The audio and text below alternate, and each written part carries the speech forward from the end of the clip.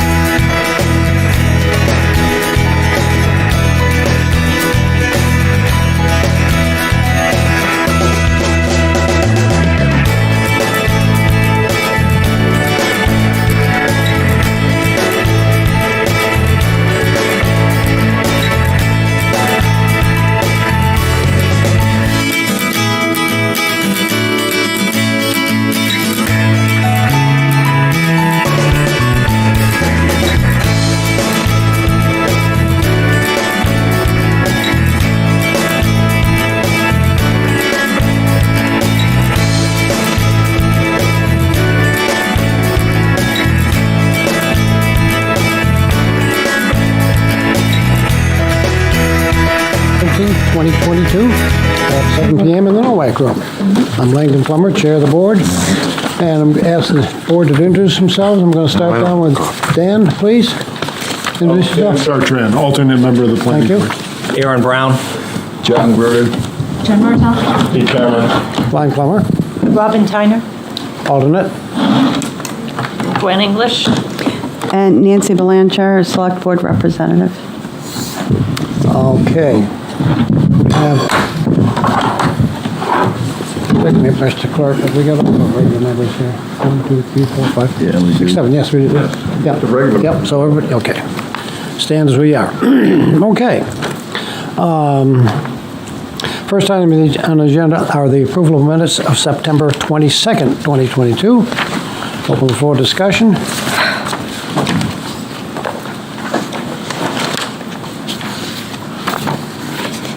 I have one Okay. correction, and it's on page 3 of 4, line 118.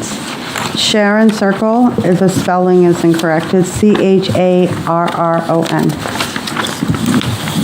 Which line was that, please? Line 118. Okay. Okay.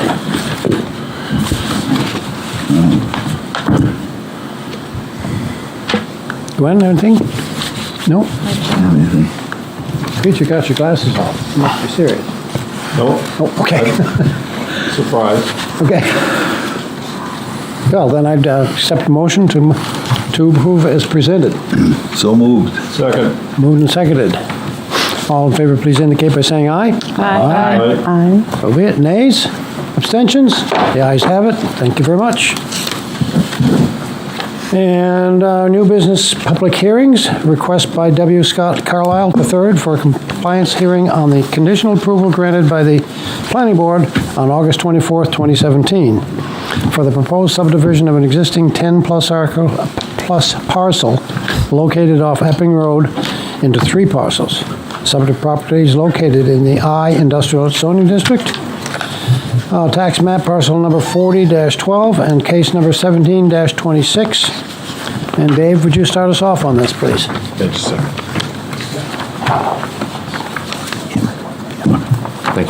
Thank you. The applicant applied for a subdivision of approximately an 18-acre parcel off the easterly side of Epping Road and adjacent to New Hampshire 101, basically behind the existing mobile station property, and the parcel being currently developed by Willie Creek for an active adult community. The board granted conditional approval of the subdivision at its August 24th, 2017 meeting. Subsequently, the applicant received several extensions from the planning board as recent as August of this year. Copies of the conditional approval letter dated August 25th, 2017, and the approvals for the extension request were enclosed for your review. In accordance with condition number 2 of the conditional approval, the applicant has requested a public hearing to have the planning board review the design of the TIF road, quote-unquote, portion of the project. And the applicant has submitted a cover letter and supporting documents dated September 27th, 2022.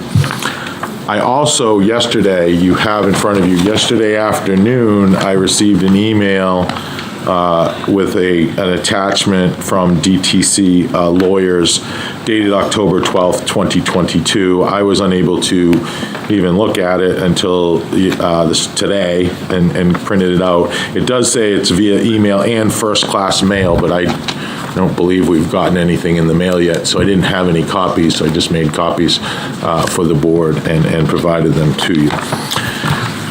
So the first thing, I do have David Lefevre with us tonight. He's our legal counsel, legal counsel for land use. And I would ask the board he has some opinions he wants to share on that October 12th, 2022 DTC letter. And I would ask the board to go into non-public session to discuss that under the, let me see, let me pull it up. Sorry, I was running around like a chicken with my head cut off for this meeting, so I would go under, what is the exemption here? It's attorney-client. You don't need an exemption. Well, no, I know, I usually, not exemption, I usually cite the actual clause in the RSA. But I will take the attorney's advice, and you can, let's see, consideration of acquisition. Oh, yes, under L. Under 91A3, Roman numeral 2L, consideration of legal advice provided by legal counsel. Someone like to make that motion? So moved. Second, please. No discussion. Those in favor, vote, excuse me, by hand, please. So those in favor, please indicate by raising your right hand. Okay, any oppositions? Abstentions? Unanimous vote. So we ask the public.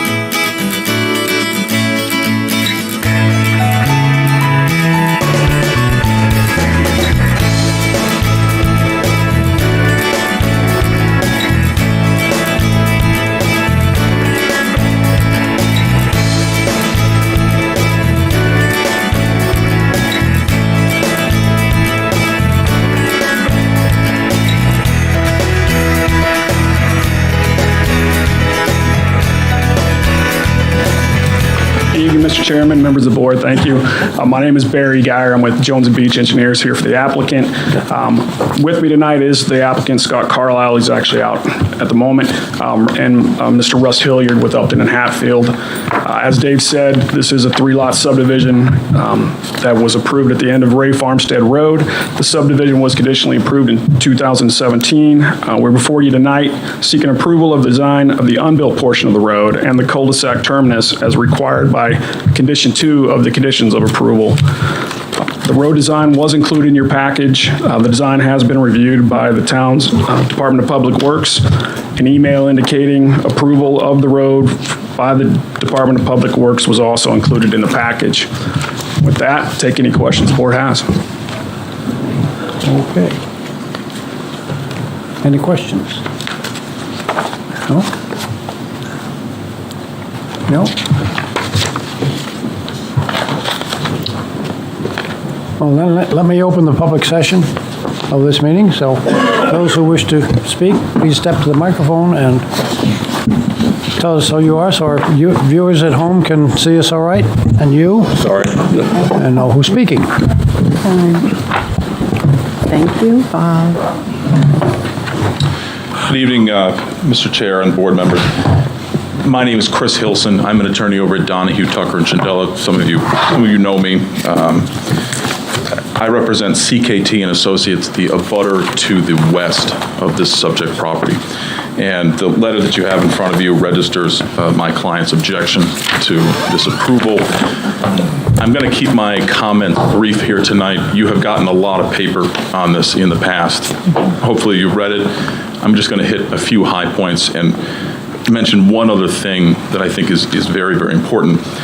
As mentioned in that letter,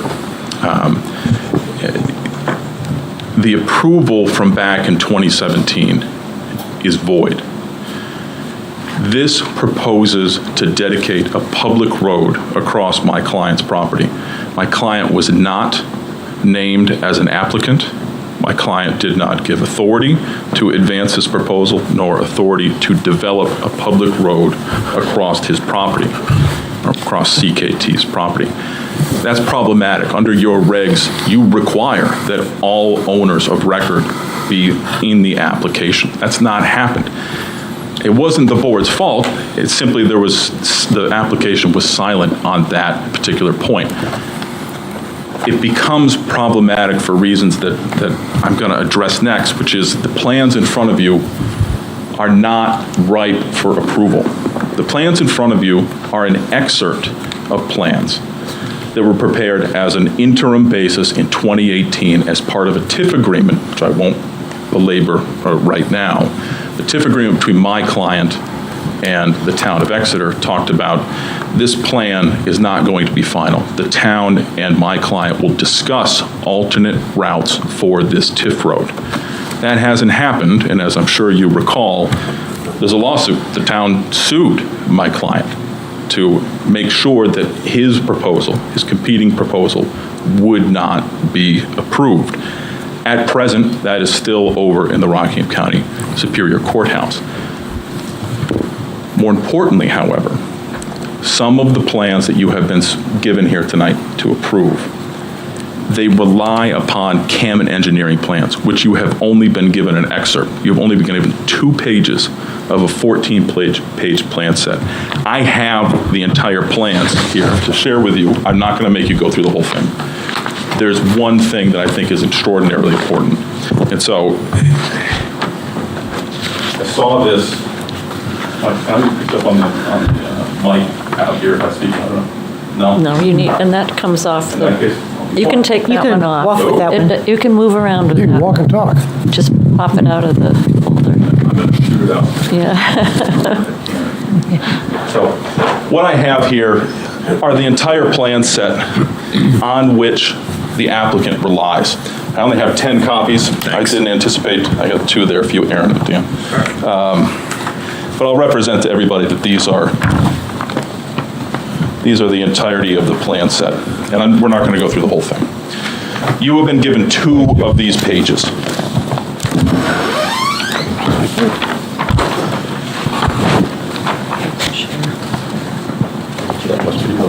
I think Staying. Oh, we're down. The current request for relief, Yeah, I definitely want. I got more. Not a lot more, but some more. Thank you. The current request for relief tends to suggest, and I got one more for anybody else that wants it, that this road is going to be built entirely upon the footprint of Mr. Carlisle's right-of-way, accessing his lot from 27 through my client's property. The problem with that is, number one, the plans you've been provided don't provide stormwater calculations. They don't provide any number of different informations that you normally require for approval. But beyond that, if you move to sheet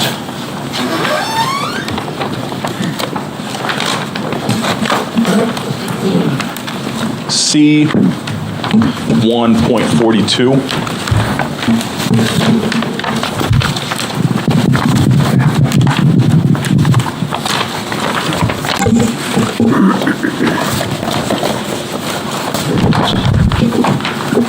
I'm sorry.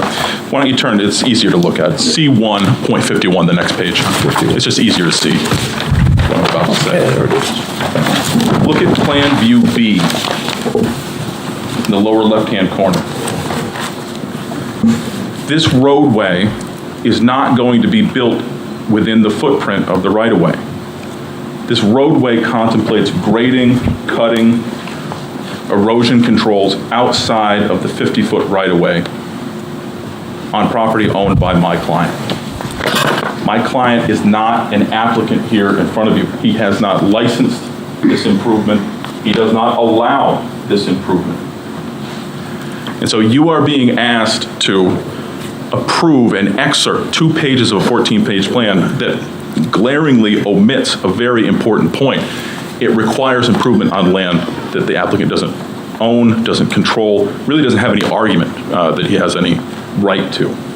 And so you are being asked to approve something stamped by Mr. Blanchette, who's no longer with us. Camet Engineering is no longer a thing. There's no stamp behind this plan. And it's an approval from 2017 that's void ab initio. There are many, many, many legal issues arising as a result of this. And I'd like to think that everybody here understands there's something kind of funny going on here. Mr. Carlisle and the town, not the planning board, the town, have suggested that Mr. Carlisle's approval is final in court. We all know it's not final. I don't know what Mr. Lefevre told you in terms of his counsel. I suspect very strongly he told you that position is without basis. Understanding that deficiency, the applicant is now here in front of you while litigation goes on in the courtroom down in Brentwood, trying to shore up that deficiency. I kind of get the sense that maybe you're getting toyed with a little bit here. You're not getting the full picture of what's going on. My client was not an applicant on this, didn't provide any authority, and does not authorize these improvements on his property. And so to that end, I would submit that you are being asked to approve a plan that is not buildable at present and should be denied. And so on that basis, well, and beyond that, there's no conditional use plan for wetlands, shoreline district. There's any number of approvals that are going to be necessary to build this road. This road is going to cross Watson Brook. It needs to have CUP for both shoreline and wetlands, and that has not been applied for nor garnered. And so to that end, I'm happy to answer any questions that you have, but this plan is not complete and it's not ready for approval, as reflected in my letter of October 12, 2022. I'm happy to answer any questions that anyone has. Hearing none, thank you very much for your time. Thank you. Anyone else wish to speak? Please come to the microphone. Introduce yourself. Thank you, Mr. Chair. Russ Hilliard from Upton and Hatfield. I represent Mr. Carlisle, and I have for 20-plus years. I just want to comment briefly on the 6 points that were in the letter you, well, I guess, received today. I got it late yesterday myself from Mr. Schaffmaster's lawyer, October 12. Just briefly. The plans that everyone's talking about were prepared by Mr. Schaffmaster's engineers for the town of Exeter. If you look at the plans, they say that the applicant is the town of Exeter. There's no question about that. Mr. Gear has addressed the issues about the road.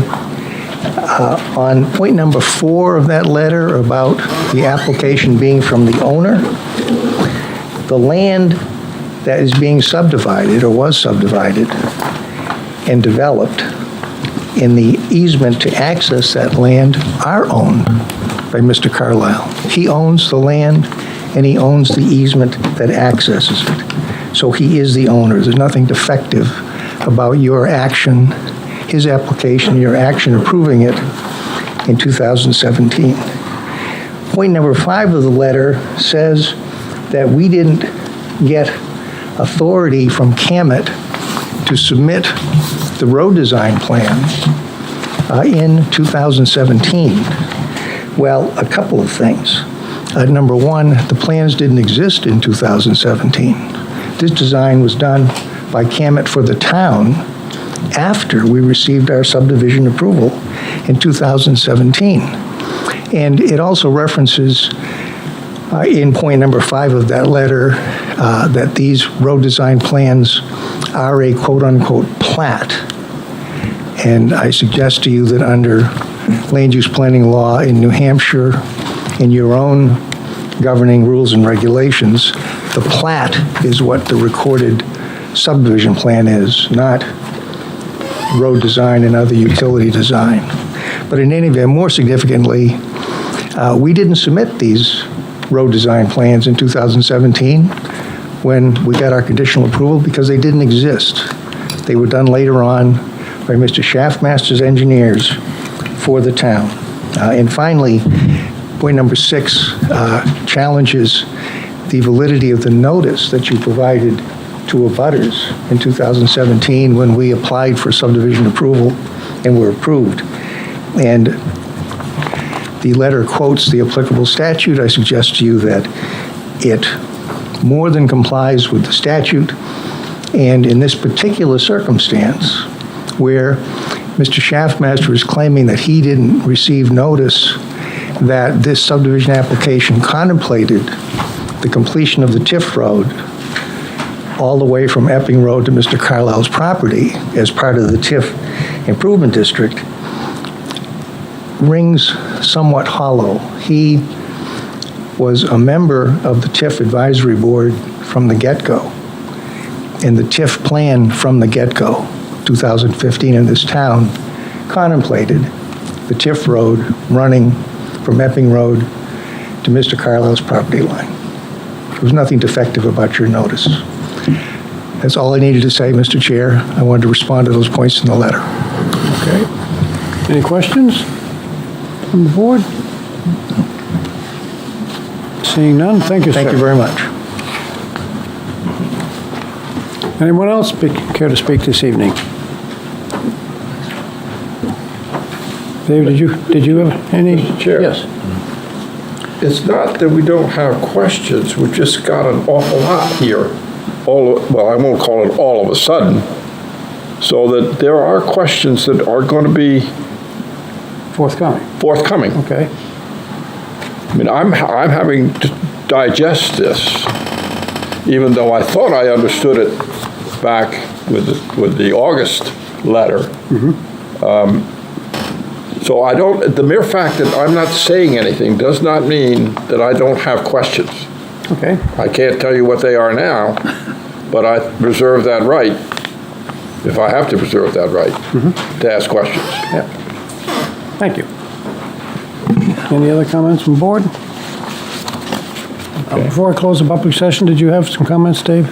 Just reiterate a couple of things, because I'm reading in, to this, it seems a couple things. It seems to, the DTC letter seems to imply that, we didn't give any approval for the plans. Well, the town, the plans were paid for with public funds. Mr. Schaffmaster acted as an agent for the town to front the funding because he wanted to get his development started. So we would have went through with it on our own, but he wanted to, I assume, increase the timeline and get his rental, his units to market. So, but we reimbursed him for all of that, including the CAMA design work. So the town essentially paid for those plans. It seems, I'm not speaking for the, but it seems to imply that, we never gave you approval, we paid for them. So the town, public paid for those plans. And to reiterate also, there seems to be some confusion about the Camet, void because Camet engineer nor GMT received notice of Mr. Carl's subdivision. I think we'd have to be a fortune teller because the approval, condition approval was August 25th and 17, and then the Camet plans didn't come for 6 months after that. So there's no way that, how would we know to notice someone when the plans didn't even exist and they were never presented as part of that approval. So we did notice when you did get them tonight, they were notified. So we followed the state law that they mentioned, so I don't know how we could have done it in 2017. Also, I do believe that the planning board always contemplated that, my understanding, that the TIF road would be public, because that was what was on the, approved TIF district when it was approved by the voters. It is shown on the final TIF map, showing the color that it's going to be a public road, TIF road, from Epping Road all the way to Carlisle. And Mr. Schaffmaster was a member of that TIF advisory board. So I just thought those were important facts for the board to consider. Thank you. Thank you. Mr. Chairman, I have a response. Briefly, yes. I think it's important to understand that, number one, Mr. Sharples is accurate. This approval was made before these TIF plans existed. He's right. And I would submit, quite frankly, that maybe the applicant jumped the gun. At the time this approval was made, there was no reassurance that this TIF road would be built. Thank you. Thank you. Sorry. There was no assurance that this TIF road was going to be built, either the portion that was going to serve CKT's property or the portion that was going to be servicing Carlisle's property. We didn't know at the time. And if you're going to talk about, whether or not the TIF road was always contemplated to go across, I think it's important for you to understand, if you're going to talk about who paid for these plans, number one, Mr. Schaffmaster tells me the town did not pay for these plans. Number one, I can't sit here in front of this tribunal and tell you one way or another, whether that's accurate or not. I'm telling you that's what he advises me. But more importantly, if we're going to get into who paid for what under the TIF agreement, you need to understand how that TIF agreement came into existence. The town asked Mr. Schaffmaster, CKT, for the right to traverse the entirety of the CKT property with a public road in connection with a negotiation that led to the alleged payment for this plan. Mr. Schaffmaster clearly and unequivocally refused to allow that to happen. And that obligation didn't make its way into that TIF agreement. So if we really want to get into the details or the dust on this, there was a discussion between the town and Mr. Schaffmaster concerning the extension of this road. And it was unequivocal. Mr. Schaffmaster would not agree to have this road extended across. These plans were never meant to be final plans. The TIF agreement between Mr. Schaffmaster, CKT, and the town of Exeter expressly contemplates that the town and Mr. Schaffmaster are going to be flexible as to the location of this road, such that Mr. Carlisle's property could be accessed, but maybe not in the exact position that these plans depict. So again, I submit to you, these plans were never meant to be the final plans. Number one, they are deficient for the reasons that are put forth in that letter, and I would submit that this is not ripe for approval at this time. Thank you. Thank you. Does the plans, may I ask a question? Does the plans, these plans that you have, the TIF plans that you're holding in your hand, have the design of the first half of the TIF road? They do. They have And did they build it according to that plan? I would submit they did. So I understand that there were as-built plans. Yes, there are as-built plans, but when you say these are never designed for final plans, I think that's, it's a bit misleading. So they built the first. Well, what? And also, I take issue with, jump the gun, the applicant, because when we approved this, the Willie Creek, it was approved without any conditional use permits that the applicant's attorney says are required. It was approved without any wetland buffers, which would have been required had it been a private road, and the design wasn't even done. So to say it jumped the gun there, they're complaining about the same advantage, it seems, that they took advantage of when they came for their approval. Thank you, Dave. Well, not their approval, We gave them approval, we gave them similar approval. The TIF road was not designed when Willie Creek got their final approval. Or, well, you could call it, they would argue that it wasn't final. So it was, in the Supreme Court case later, but when they got their approval, we did the same condition saying, come back with not come back, but the TIF road needed to be designed. Right. It was afforded the same. There was no design at that time when they got approved. Yeah. And there was never any wetlands or shoreline permits ever required in that case. Let me have him finish, please. Mrs. Sharples is correct. Over, please. Yeah, thank you. Mrs. Sharples is correct. The first phase of this road was built without those requirements because it's apples and oranges. My client was going to provide, and did, provide the underlying fee to create a town road where it currently stands right now. What's being proposed right now is a public road to be placed upon the footprint of an easement appurtenant. That is not the same situation. And it's very much in doubt whether or not Mr. Carlisle has the right to dedicate such a public road on his private easement appurtenant. And so it is very much in doubt whether or not he still is going to need a wetlands conditional use permit, a shoreline district conditional use permit, any other of the entitlements that would normally be needed. All I'm saying is, it is not an apples to apples comparison. So, and to be fair to Mr. Sharples, the phase one was built. There's an as-built plan. To be very clear and make sure the record is clear, what I'm saying is the phase two, from my client, the end of my client's road, to the edge of Carlisle's property, that was never intended to be a final plan. The TIF agreement clearly reflects that with its language, its express language, that there would be flexibility as to the placement of that extension. Thank you. Yeah, so we're all clear on that, because he was like, these plans were never meant to be final, but half of them were, and they were built that way. Yeah. So, Thank you. Thank you. Just so there's no misunderstanding, based on something I heard, when we were here in August of 2017, getting the subdivision approval, the subdivision plan you approved, in at least 3 places, refers to this as the proposed Town of Exeter TIF road. It was not an idea that came up afterwards.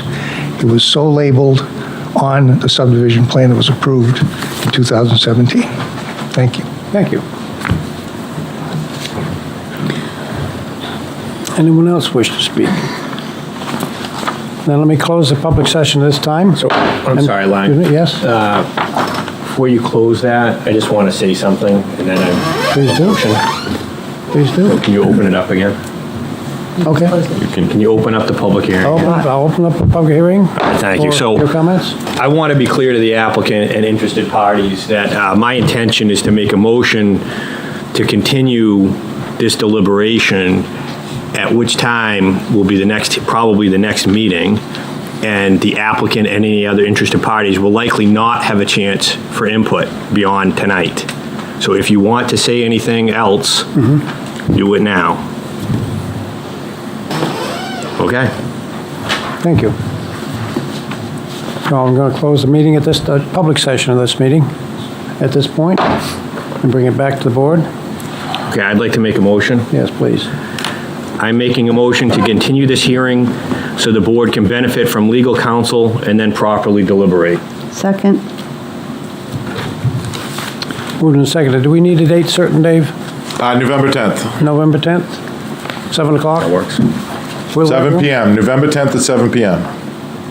Okay, thank you. So that's the motion. Been Han- moved and seconded. Yeah, need a second, please? You go. I did Yes, second. okay, thank you. All right. Then I'll call a vote. Let's do, again, a hand vote, please. Those in favor indicate by raising the right hand. 1, 2, 3, 4, 5, 6, 7. Okay. Opposed? Abstentions? The ayes have it. So we're set for November 10th. Thank you very much. Thank you. Thank you. Thank you for your time. Very nice. For sure. Or you're on, I was here. Thank you. We'll send you the bill. I'm all about keeping things moving.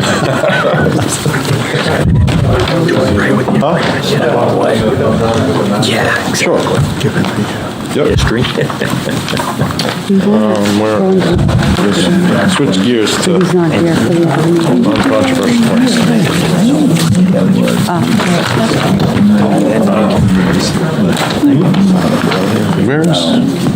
Where's my memo? Shoot. Yeah. No need? Okay. No, remember he. What do we have he next, wanted Mr. to. Sharples? Discussion Right. on proposed townwide rezoning. Yes, sir.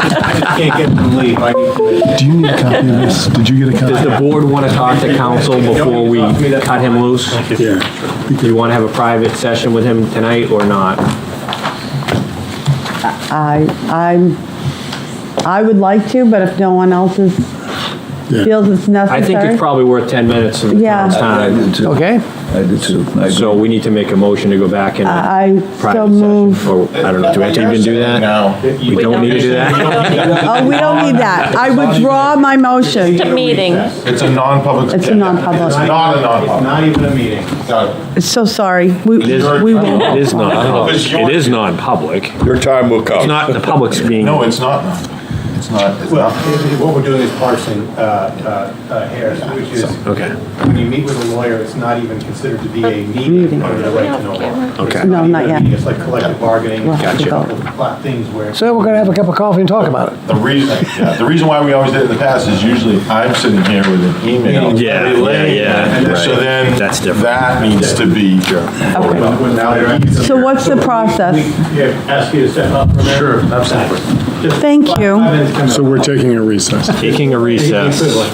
Make sure the TV guys know that. I got it. Would you knock the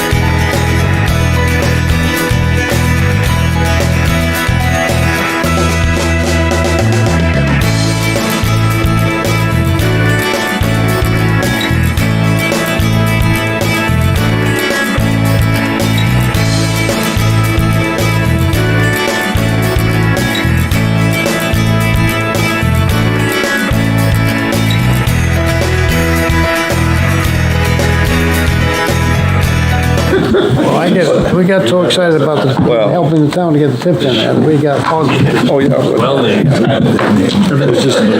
Thank you, sir, for evening, your Mr. patience. Chairman. Good evening. Am I on? I think I'm on for the people at Go on, home. I think. Members of the board, hello. More trash. See some familiar faces from a while back, some new faces. Good to see folks. I'll make sure. So, for those of you who had a chance to watch the recording or attend the Master Plan Oversight Committee meeting, we had a similar discussion based as to what we're going to have this evening to sort of introduce this work on zoning. Are we up and running?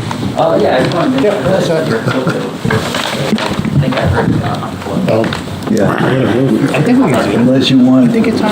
I will end up in traction. Well, that is not a PowerPoint. that's true. I'm coming back to you, Charlie. Leave your head this. That's a PDF.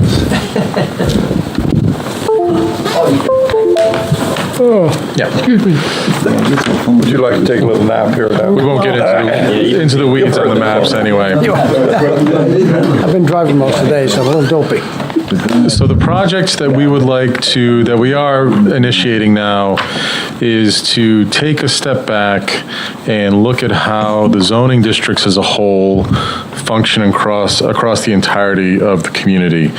Some of you were involved a few years ago when we looked much more specifically at the Lincoln Street area and Water Street and a little bit at Portsmouth Avenue. And the result of that project was to create a single provision within zoning for the mixed-use neighborhood development, which is an allowable use that really was an answer to allowing people to give you a product that was really tricky up until that point to give, which was just sort of basic traditional New England mixed-use development. And that was sort of much more surgical, issue specific. This is taking a step back and looking at things as a whole. And so, just generally speaking, when Dave and I talked a lot at the outset of this, what he wanted us to examine was to look at sort of basic principles of, people use the word sustainability a lot, and we were thinking of that word both environmentally but also economically and fiscally. And with the realization that, as time goes on, looking way ahead, 10, 20, 30, 40, 50 years, how this town develops obviously has ramifications for the amount of money you need to generate for services and for utilities, and the amount of impacts that you're going to have on environmental resources like the river and the outlying areas, natural areas that you have now. We also looked at your existing utilities, using that as a guidepost. Where do you have water service now? Where do you have service now?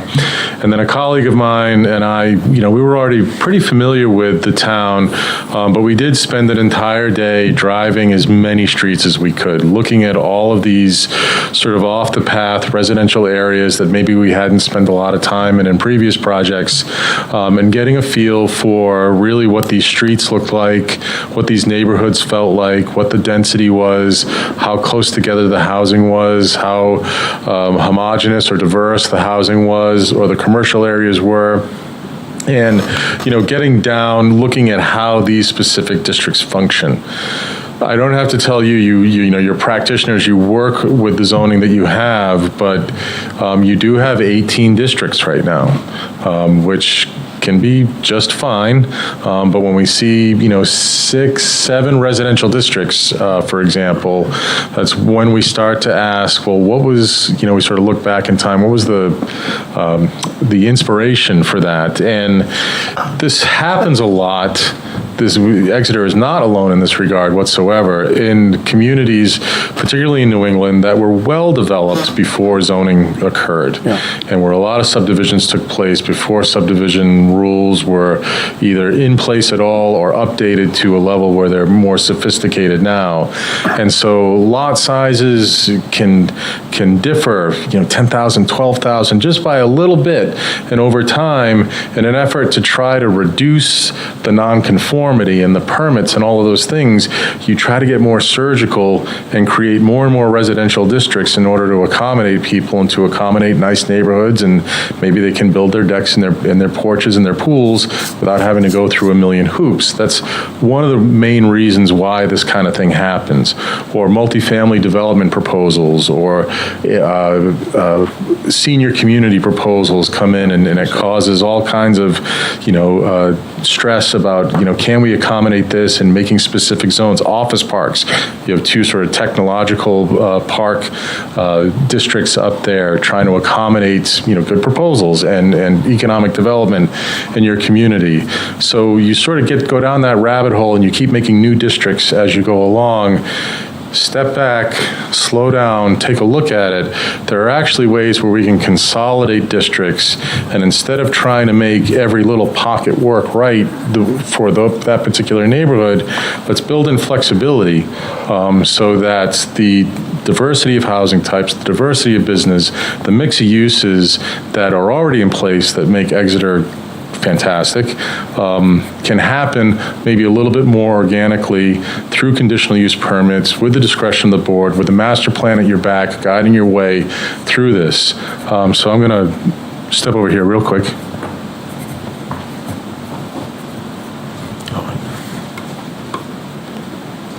Oh.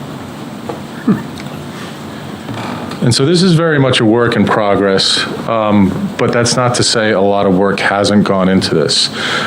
There's been, I think Dave has spent countless hours looking at aerial photos, applying his own knowledge of the community, looking at these areas and thinking about what might apply.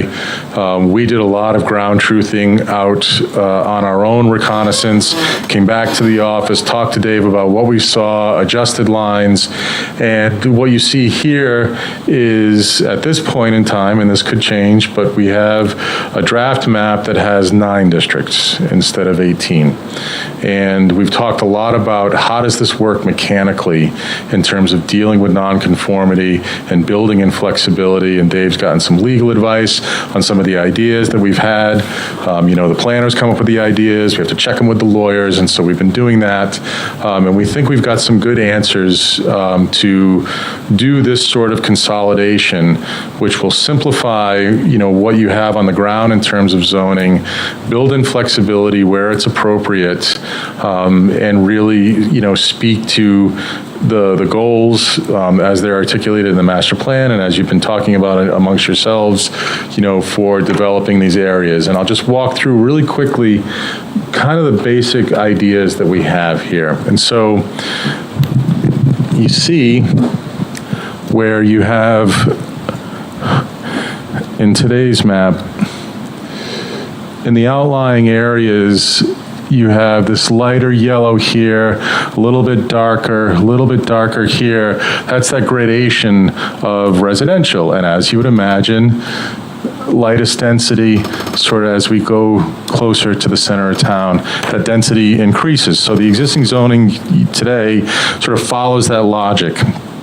As we looked at this a little bit closer, if you continue to look at those yellow areas, we think we have the ability to consolidate a lot of that outlying area into a single district. And again, we're working through the mechanisms now, but there are ways that we can accommodate neighborhoods that have different lot sizes. One of the things that was extremely striking to us as planners as we were going around this outside area, you'd expect to see, just at a glance, if you ask me as a planner, what do you expect to see out there? One of the things I'd expect to see is a lot of the same thing, and that is not the case. There's very diverse landscapes out in these areas. I was amazed at the diversity of housing. I saw housing types I'd never seen before out in this area. Really interesting stuff. So it speaks to the ability to build in flexibility, but we can do that with the overarching goal, again, of keeping this area less developed, protecting natural resources, and moving along in that same direction. One of the things I want to show you also here that I had not mentioned yet, so take a look at this area here. Here's your commercial district out on Epping, technology office park there. So that gets consolidated into a basic commercial zone where, again, we think we can accommodate everything that's there now and allow that to thrive and expand as appropriate. But you saw a big chunk come off here.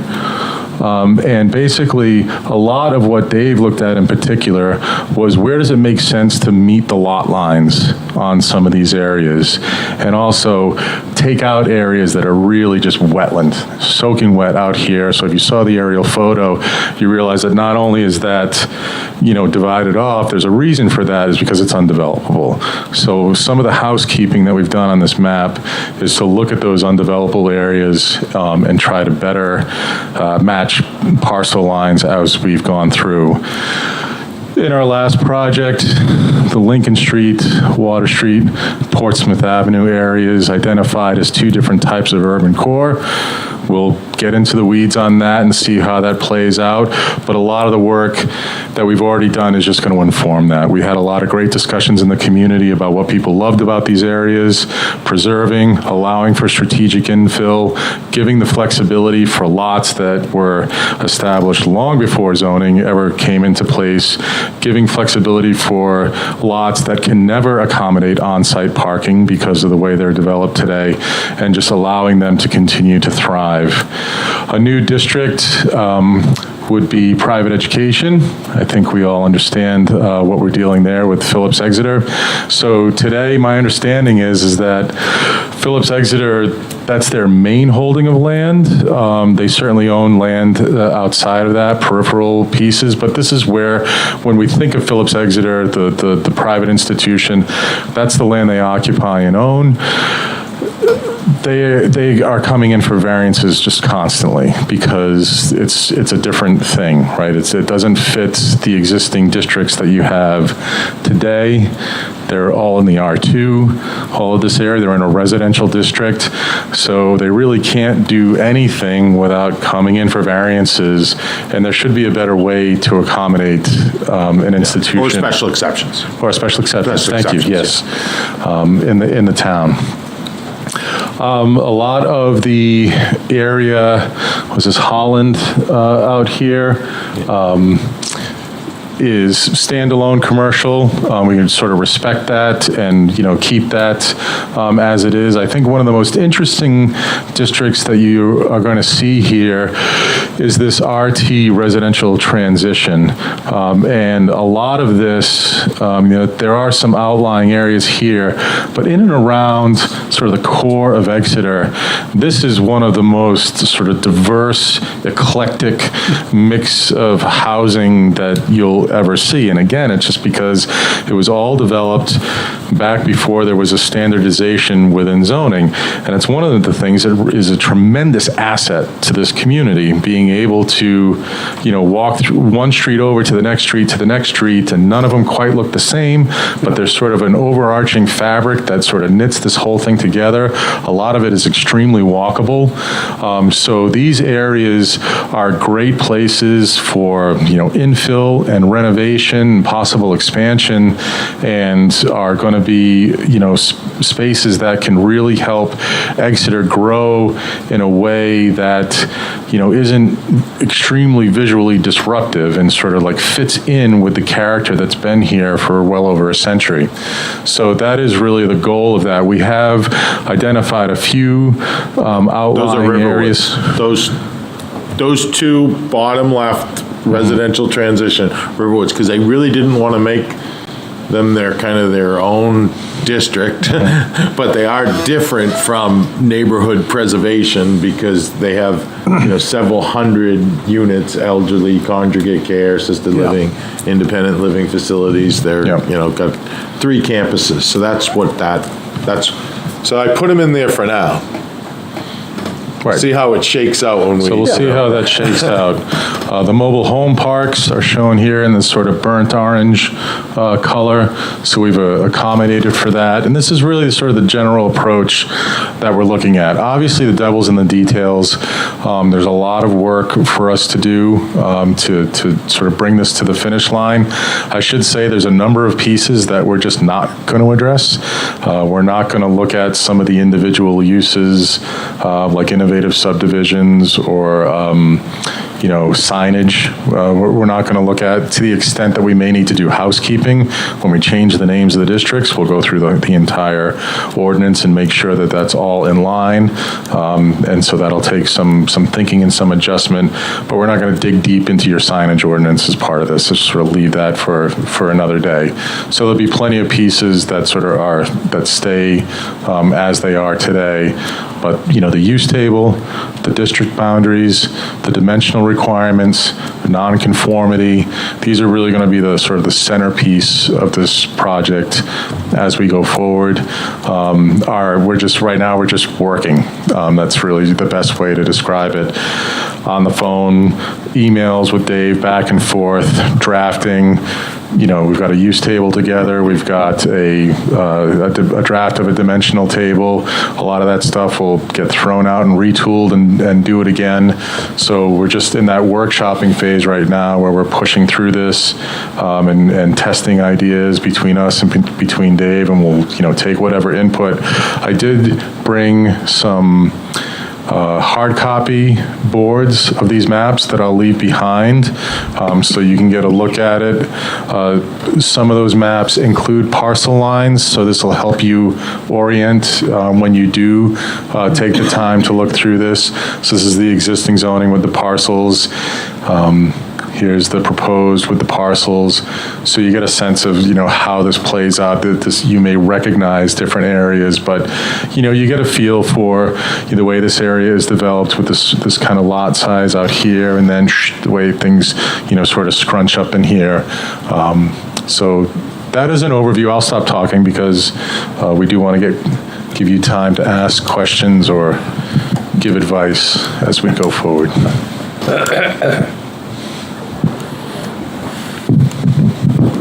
Is it possible to get our copies now of maps? Because I don't have my glasses, so I can't really, I can see the colors, but.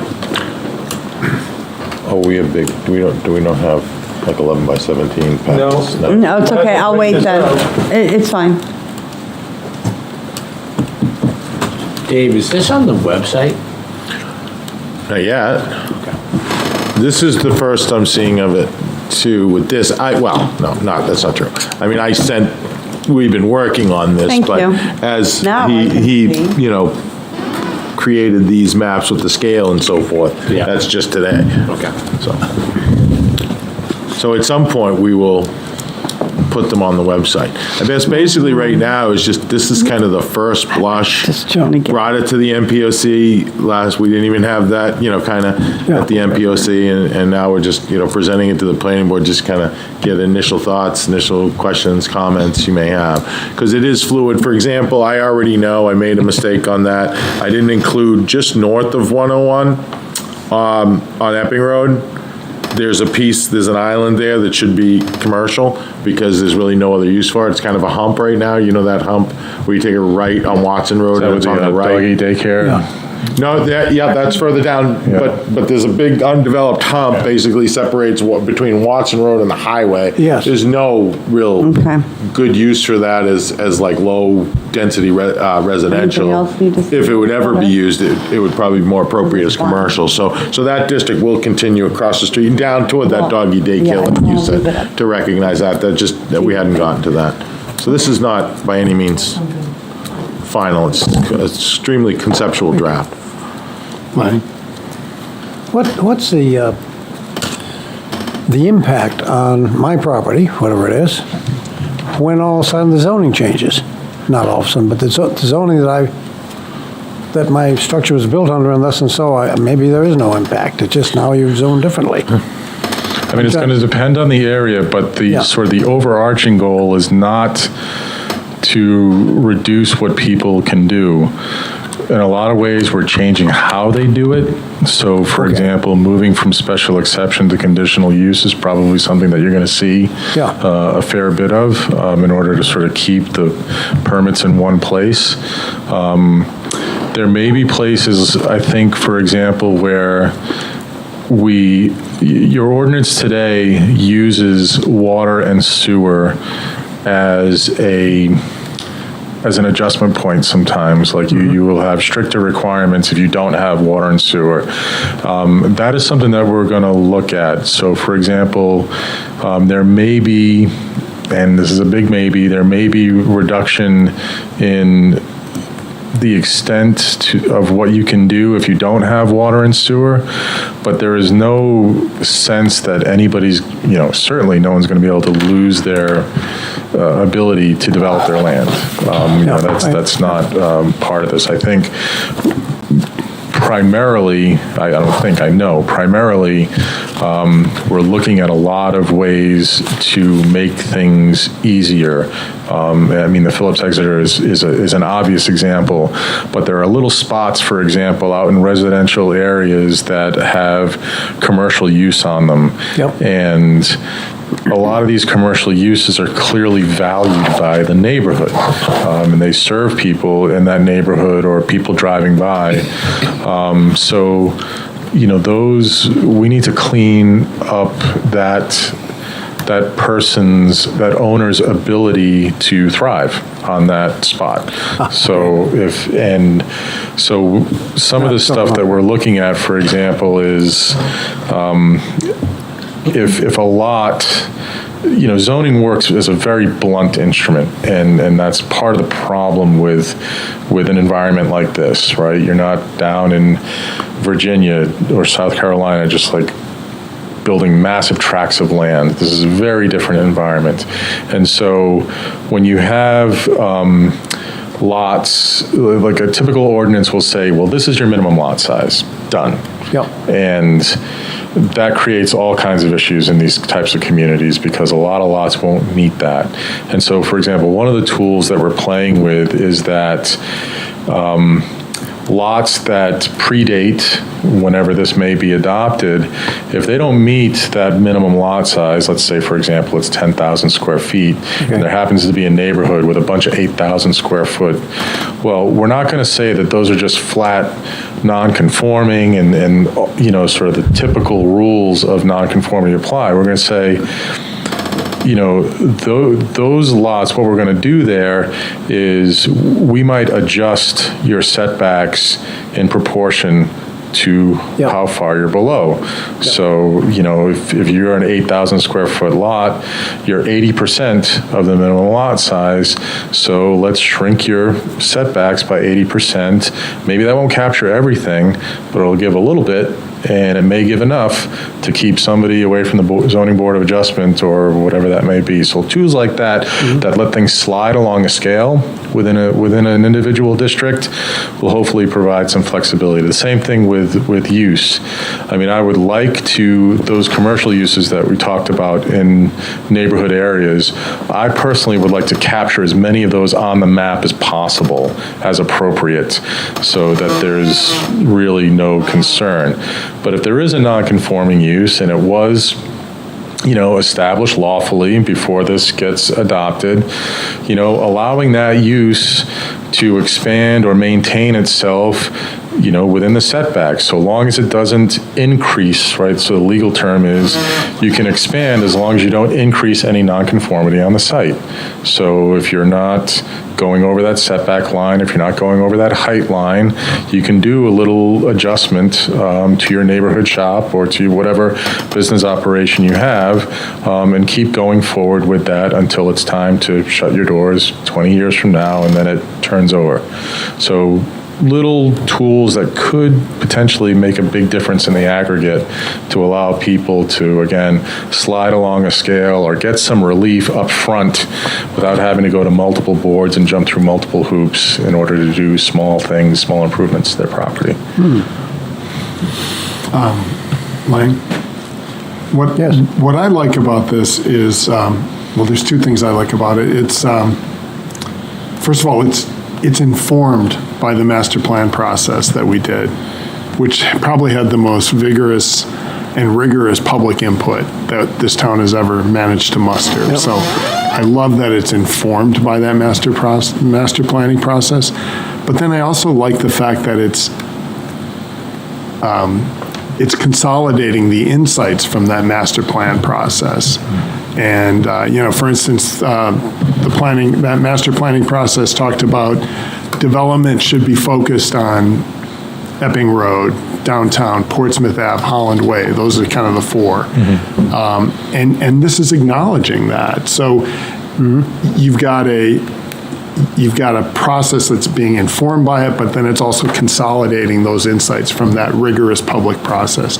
So it's really, this is really wonderful, I think. So I just have a question in my mind about the category neighborhood commercial. And I mean, I can see on 27, I understand there's things like, the dentist office in someone's house, but as to, I'm more interested about what that means is the intent on where to go with it. Where it's obviously not, a commercial or the limited commercial where we try to drive development there, but what is the desire that's conveyed by that designation? I think what is desired there, I mean, there's a sort of acknowledgement, there's a tip of the cap to the idea that these areas are a little bit more auto-oriented than, say, the urban core areas that we've identified there. So that's something that, while it would be great to sort of continue to get away from auto-centric development, this is a part of your community, and these areas these businesses do rely upon automobile traffic. So that in and of itself sort of speaks to some of the design criteria that you may see there. So there may be there may be more requirements, for example, or more prescriptiveness or more guidance around site circulation. I think there would probably be some guidance around form of the building. These are areas where the community is maybe more at risk. It's not, it's a little bit too judgmental word, but some of the architecture in these areas can be very formula and not as sensitive to the, character or development that you want to see in the community. So I think that's something that could be, addressed in this as well. So it's probably, more small scale buildings, good automobile circulation on the site, as well as, pedestrian, making sure that there's good separation. That sort of thing, I think, is what's going to be within the neighborhood commercial. And those two sites particularly, one is off of the little satellite. There's two of those districts. One's like a little satellite district that encompasses the entirety of the neighborhood professional district now, if you want to go back. See that little and see right here. And then there's I think this is the little store on Linden Street. Here, this little guy right here, and then go back to the existing zoning. You'll see this is NP. This includes land that is not viable for development, so it was just bigger than it needed to be. So this captures what is actual on the ground. Like you're not going to develop around the river? See this over here, here's this NP, now go back to the other one. Okay, NP basically became NC. It was, I did continue it down because we have a large multifamily complex, Pine. We got Brookside Market. We have Tent Place. We have Chemtan. So these recognizes this has all the Access Sports Medicine, all sorts of commercial, and so does this. It continues all the way, basically until here to about here, and so I think this is. Is this Chemtan? Yes. That's Chemtan, yeah. So I was like, well, we kind of stop it here, and this all is in a residential district, but this corridor really is, it continues down. So that's really all it kind of wanted to recognize these commercial uses that exist, so they don't have to. They're not non-conforming. They're not non-conforming, and give them, and we might have worked the way out of that even if they are non-conforming. We talked to the attorney, and the attorney said in our definition of non-conforming uses, we could say a pre-existing non-conforming use does not require, can expand within setbacks, because right now, it's expansion of and we had this, a business owner came in and said, okay, I want to put on a 1,000, square foot, or, no, a 10 by 10, it was like 100 square foot addition. Well, that triggers, that triggers the whole problem. Well, that's expansion and non-conforming use, you got to go get a variance from the ZBA to do that. And then you got, potentially planning board approval, maybe I can waive that in our reg, but there's a whole set of process. This kind of recognizes and said, wait a minute, it's an existing use, it's been here for 100 years, or, and so it should be able to thrive, it is an established use, and it should be able to thrive if it wants to grow within the setbacks and the dimensional requirements and the height requirements, then it should be able to without this multi-step process. Site plan approval would always, that, they're not gonna get out of that, but it would stop, requiring a variance from a business that's existed in town for, say, 50 years to, come which in. can be denied, I mean. Which can be, and a lot of times, what's the hardship and so Right. forth, and you get into that argument. So that's kind of a basis, he said, alluded to it earlier. A lot of this was based on that, to kind of make small incremental, relief of these places that will add up hopefully to a lot of property owners. And to your question earlier, Lang, about what is it going to do to my property, the only thing, it was making it more flexible. Yeah. There's this term called down zoning, meaning, you kind of get more restrictive on your property and you're not gonna do less. Well, the only thing I see that we're contemplating in that vein is residential conversions now are allowed in Exeter, in the entire town. Any single-family home in Exeter can convert a single-family home into 4 units. That's, it's based on, there are, not by right, but some of them might be a special exception. Special exception in RU district, and a couple others, but and a special exception is a use permitted. Right. As long as it meets this criteria. It's not a variance where it's prohibited, and you got this high threshold. Special exception is a bar to overcome, but it should be able to be overcome with, proper design and planning. I was thinking, we don't want to promote the continued growth of that in areas not serviced by water and sewer. So that is the one thing that I told them that Horsley Witt and I said, I think we should consider allowing residential conversions in a smaller area as long as you're serviced by public water and sewer. Or particularly sewer. If they want to put in a private well, maybe we can have that discussion. But particularly sewer. So that's the only kind of down zone. And maybe I think that was the purpose of what is it going to do to my property? Pretty much everyone else would probably, you can do what you can do now and maybe give you a little more flexibility. But that is something we're looking to restrict, I guess. And trying to promote growth. Oh, absolutely. Where the natural resources that the town has already invested in, like water, sewer, the roadways. Yes. The utilities, sidewalks. Yep.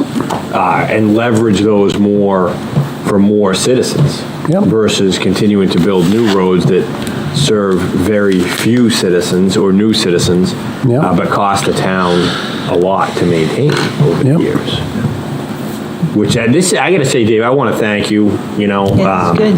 This is probably the best initiative I've been part of as a volunteer for the town of Exeter, and you're the leader all the way with this, and it's been a fantastic process.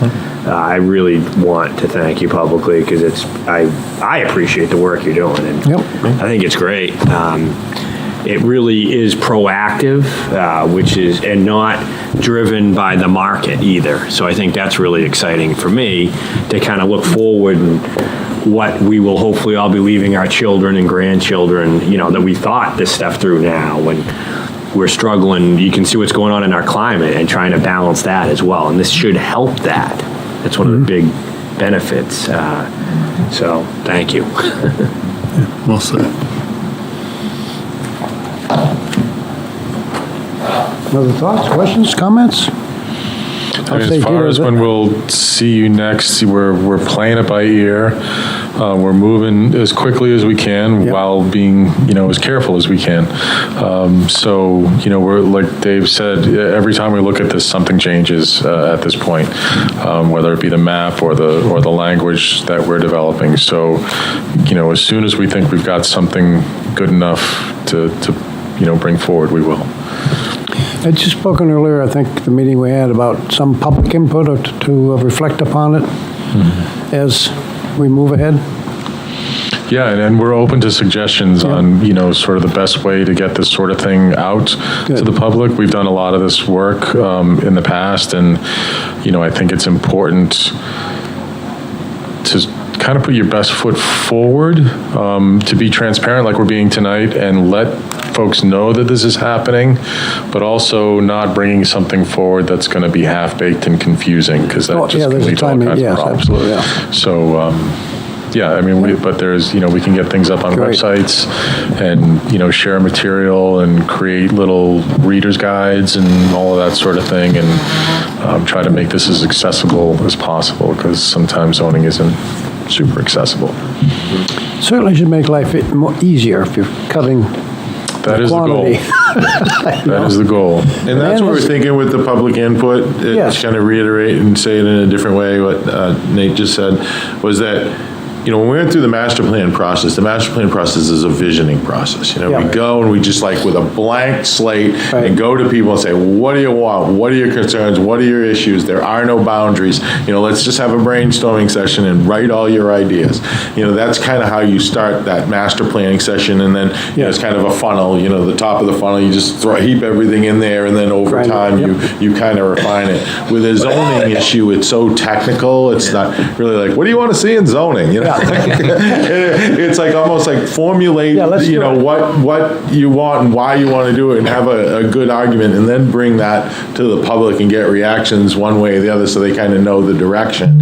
Where you know what I'm saying? It's different than visioning master plan process. So that's why we kind of thought that we'd get in front of the MPOC, get in front of the planning board, get something kind of, that makes sense, that we're ready to present to folks, and then go through the public outreach and get the feedback. But again, there's continuity there between what we did in the master plan and what you're doing here. And that gives it so much strength. It does. Yeah, I was just saying, it's just, because some people might say, well, why don't you, have a public forum before, right away? And it's well, we don't really have anything, to show them yet. It's not really a visioning an evolution session of the master plan, if you really think it through. Yeah, it is. It's the master plan. We can show them the master plan. So, this is what we're trying to create zoning out of this. So we kind of, like you said, we already had that kind of initial visioning session. There's a wonderful continuity here. Yeah. So we'll bring it to the public when, as soon as we get something, that we hopefully they can get some good, responses and react to. I would say ditto to Vice Chair Aaron's comments. Thank you for saying that so concisely, and you're right on. Again, it's a matter of education, though. Yep. And I still think that, and I said this before, I still think there are a lot of folks who don't understand what zoning is to begin with. Now, we're aware of what it is, but I think there's a whole set of folks out there, both young and old, who don't really appreciate. And that's the education we are going to have to. I think that's going to be one of our major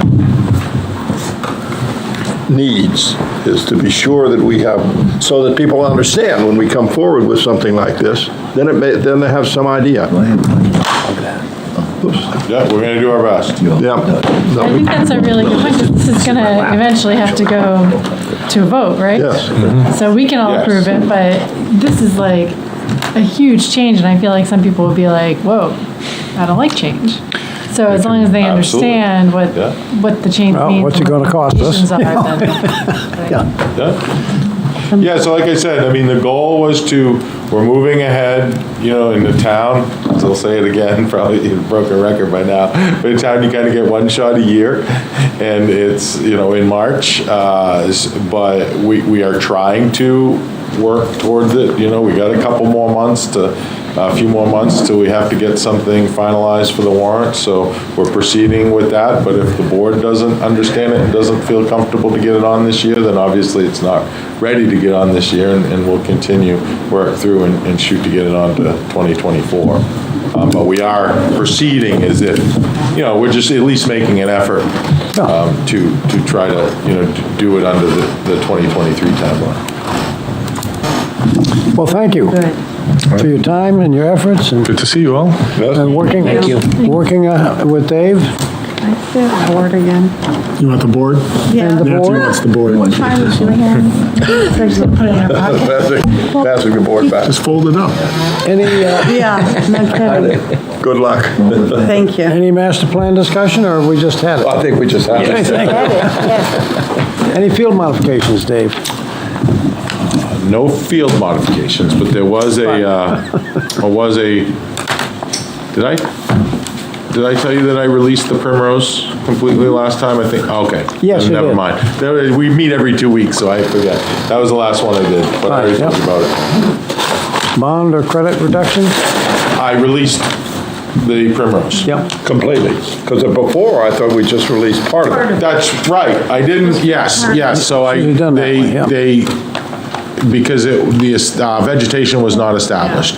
I went to the site, they talked to me, they said, you know, can you check it out? I went to the site, it was established. The area in the back that was the most concern, that had a slope, we consider it 85% vegetated, but I look for erosion issues and, you know, even if it's, you know, maybe 85% in general, if there's an erosion issue, I won't release it just based on the 85%. I'll be like, you gotta fix it. But their backside of the site where the erosion was very stable, you know, pretty much 100% vegetation growth. They had wood chip barrier that was, you know, was just going to biodegrade over time. So I released that in its entirety. So they're done. They have their certificate of occupancy, and they've been operating for a while now. Thank you. Thank you to the board for coming this evening, keeping us on track and straight ahead. Again, it's just fantastic board as far as I'm concerned, because where I slip, you guys pick up. That's good. Motion to go home? Oh, thank you. Yes, you can go home now.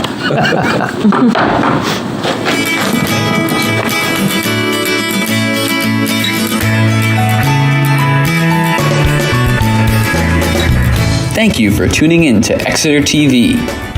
Exeter TV is the town's public and government access channels, available on Comcast channels 98 and 22. Channel 98 is your channel. If you have an idea for a program, want to host your own talk show, or submit a film, we're here to get your content on television. On Channel 22, we bring you live and replay coverage of government meetings and other town updates. A third channel, Blue Hawk Media, is operated by SAU 16 and can be found on Channel 13, with all your school sports, events, and meetings. You can watch Exeter TV online at exeternh.tv, Apple TV, and on Roku. Find us on social media for extra content. Subscribe to our YouTube channel and hit the bell to get notified about live streams and new content. Tune in to our platforms every other Friday to watch the Exeter Biweekly Report, with recaps of recent events, updates from town departments, and messages from nonprofits in your area. If you head to our website, exeternh.tv, we invite you to sign up to our newsletter to receive monthly updates about new content, upcoming meetings, and more. We'd like to thank you for taking the time to watch Exeter TV and hope that you tune in to our other content as well.